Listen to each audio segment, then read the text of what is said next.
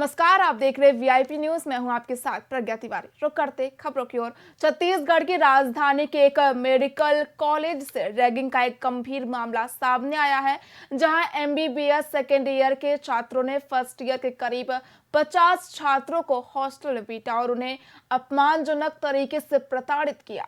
बता दें कि सीनियर छात्रों ने जूनियर छात्रों के सिर भी मुंडवा दिया और उन्हें सिर पर विशेष तेल लगाकर आने के निर्देश भी दिए। वहीं इसके अलावा जूनियर मेडिकल कॉलेज के छात्राओं को भी धमकियां दी गई हैं कि वे ड्रेस कोड के साथ सिर पर तेल लगाकर आए, जो रैगिंग की एक और असंवेदनशील और अनुचित प्रक्रिया थी। इस घटना के बाद छात्रों ने हॉस्टल प्रबंधन से शिकायत की, जिसके परिणाम स्वरूप कॉलेज प्रशासन ने त्वरित कार्रवाई करते हुए एंटी रैगिंग सेल के माध्यम से 2 सीनियर छात्रों अंशु जोशी और दीपराज वर्मा को 10 दिनों के लिए सस्पेंड कर दिया।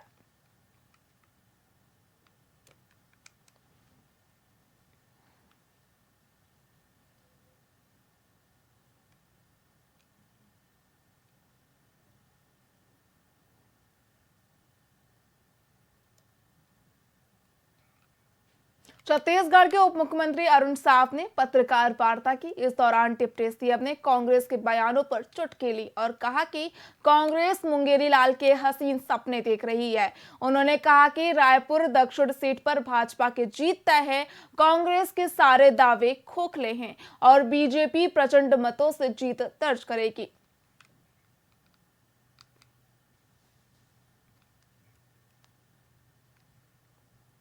आज अंतिम दिन है, जहां एक और कांग्रेस भी निकाल रही है रैली, आप लोग भी निकाल रहे हैं।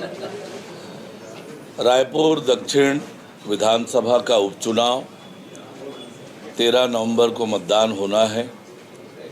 आज प्रचार का जोर शोर होगा। आज पार्टी रोड शो करने वाली है और निश्चित रूप से रायपुर दक्षिण चुनाव का प्रचार प्रसार जोर शोर से चल रहा है। रायपुर दक्षिण में बृजमोहन अग्रवाल जी को, भारतीय जनता पार्टी को लगातार पिछले 8 चुनावों से रायपुर दक्षिण की जनता आशीर्वाद देते रही है और इस लेट हो गया आज। रायपुर दक्षिण विधानसभा उपचुनाव को लेकर आज प्रचार प्रसार का आखिरी दिन है, जिसे लेकर दोनों ही पार्टियों ने अपनी पूरी ताकत झोंक दी है। इसी कड़ी में दीपक बैज ने प्रेस कॉन्फ्रेंस कर कहा कि कांग्रेस ने इस बार रायपुर दक्षिण विधानसभा उपचुनाव में जीतने के लिए अपनी पूरी ताकत झोंक दी है और जनता भी इस बार बदलाव के मूड में है। इस बार चुनाव का मुद्दा सक्रिय बनाम निष्क्रिय प्रत्याशी का है। दक्षिण विधानसभा की जनता कानून व्यवस्था, सक्रियता और विकास जैसे मुद्दों पर वोट करने वाली है।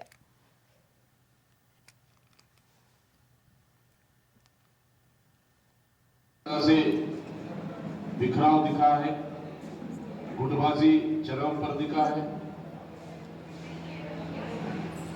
और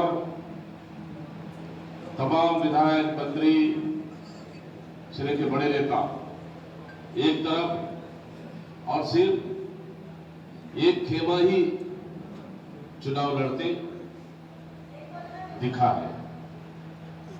चुनाव अभियान के दौरान जनता का रुख साफ तौर पर दिखा है कि जनता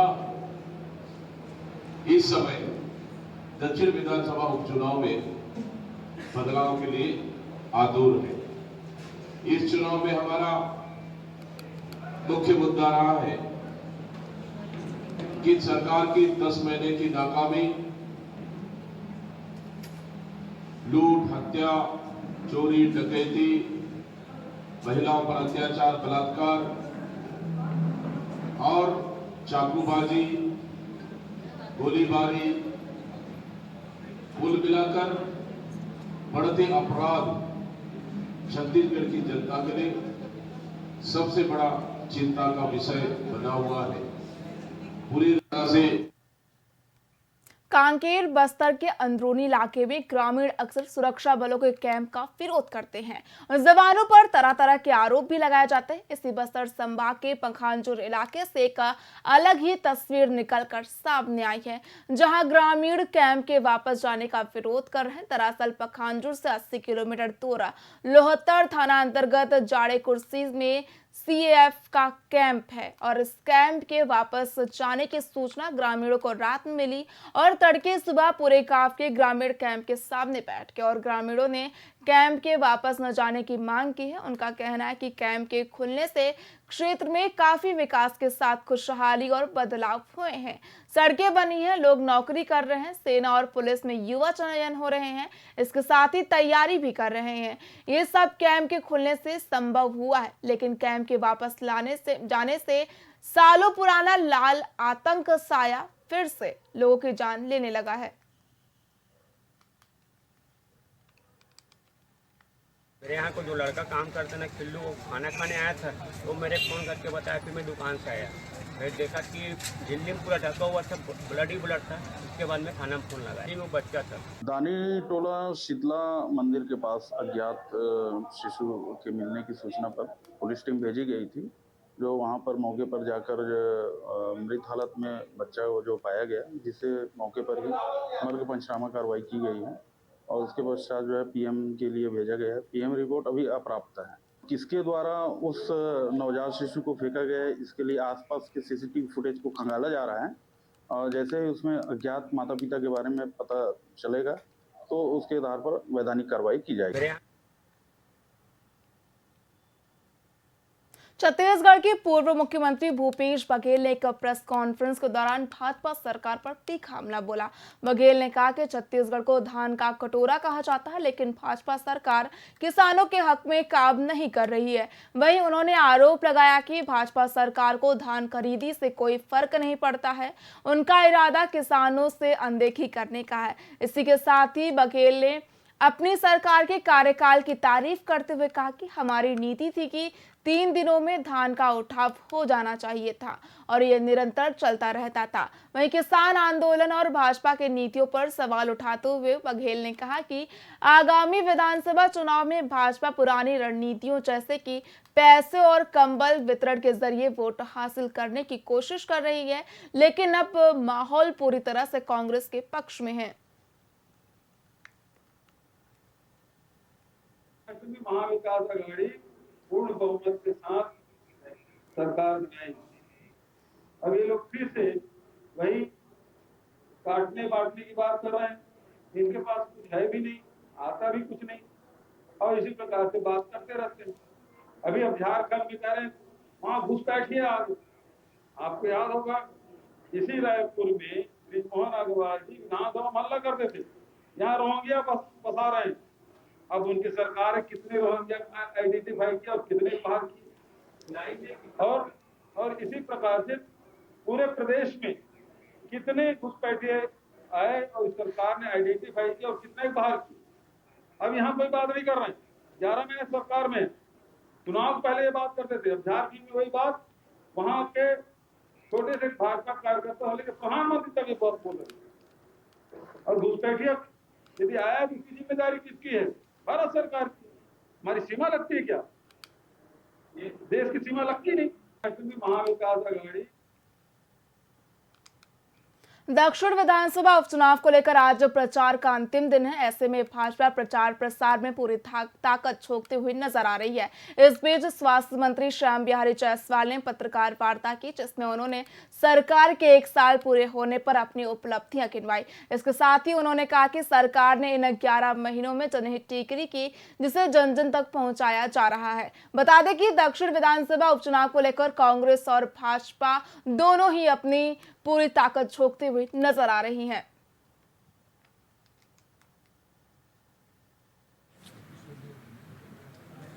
सभी मित्रों को नमस्कार। 13 तारीख को मतदान होना है। आज शाम 6 बजे के बाद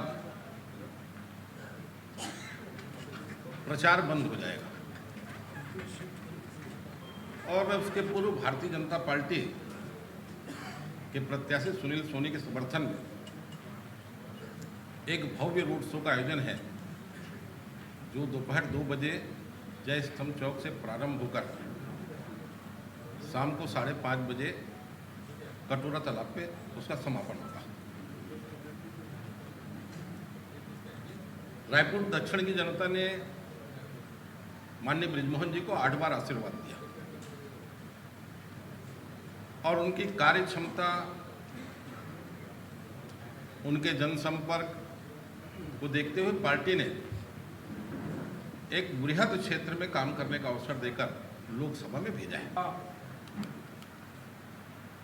प्रचार का समापन का आज आखिरी तिथि और कुछ ही समय बाद हम लोगों के रोड शो प्रारंभ हो रहे हैं जिसको माननीय मुख्यमंत्री जी करेंगे। आज मैं इस अवसर पर ज़्यादा विस्तार में नहीं जाते हुए कहना चाहूँगा कि हमारी जो सरकार के 1 साल में अभी पूरे नहीं हुए हैं, इन सब कम समयों में जितना हमने किया, सरकार की उपलब्धि को जन जन तक पहुंचाने का काम हमारे माननीय 7 मंत्रियों ने, माननीय दोनों उप मुख्यमंत्री, माननीय मुख्यमंत्री जी और 18 हमारे विधायक साथी इस प्रचार प्रसार में लगातार जनता के बीच जाकर सरकार की उपलब्धियों को बताने के साथ साथ हमारे प्रत्याशी के पक्ष में प्रचार प्रसार करने का काम किए। साथ ही सभी प्रदेश के हमारे पदाधिकारी और रायपुर संभाग के और विशेष रूप से रायपुर दक्षिण के कार्यकर्ताओं ने पूरी ताकत के साथ इस चुनाव अभियान में भाग लिया। सभी मित्रों को नमस्कार। 13 तारीख को मतदान होना है। रायपुर के खमारडीह इलाके में हुए सनसनीखेज मर्डर मामले में पुलिस ने हत्या की गुत्थी सुलझा ली है और आरोपी को चंडीगढ़ से गिरफ्तार कर लिया है। बताया जा रहा है कि आरोपी मुकेश कुमार बुजुर्ग दंपत्ति का किराएदार था और दिवाली की एक रात पहले बुजुर्ग दंपत्ति के साथ उधार के पैसों को लेकर आरोपी का विवाद हुआ था, जिसके बाद आरोपी ने अपना आपा खो दिया और पास ही रखी हुई नटराज की मूर्ति से बुजुर्ग दंपत्ति पर हमला बोल दिया, जिसमें पति की मौत हो गई और पत्नी बेसुध हालत में पड़ी थी, जिसे पुलिस ने इलाज के लिए अस्पताल भेज दिया है। मिली जानकारी के मुताबिक आरोपी हत्या के बाद से ही लगातार देश के अलग अलग शहरों में छिपता फिर रहा था, जिसे रायपुर पुलिस ने चंडीगढ़ से पकड़ा है।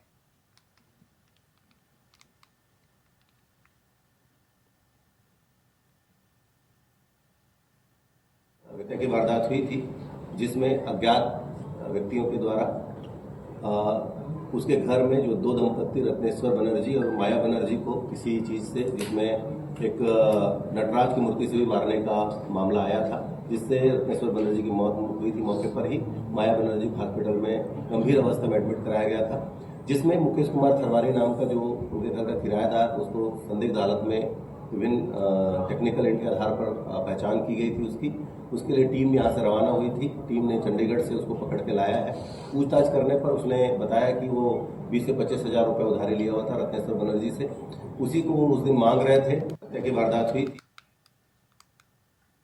रायपुर दक्षिण विधानसभा उपचुनाव के प्रचार का अंतिम दिन है। प्रचार प्रसार बंद हो जाएगा। वहीं मुख्यमंत्री विष्णुदेव साय ने दक्षिण विधानसभा भाजपा प्रत्याशी सुनील सोनी के पक्ष में मेगा रोड शो किया। मेगा रोड शो का शुभारंभ जय स्तंभ चौक में शहीद वीर नारायण सिंह की प्रतिमा पर माल्यार्पण के साथ प्रारंभ हुआ। इस मौके पर मुख्यमंत्री ने विजय रथ में सवार होकर रोड शो किया और भाजपा प्रत्याशी सुनील सोनी के पक्ष में प्रचार प्रसार कर लोगों से मतदान की अपील की।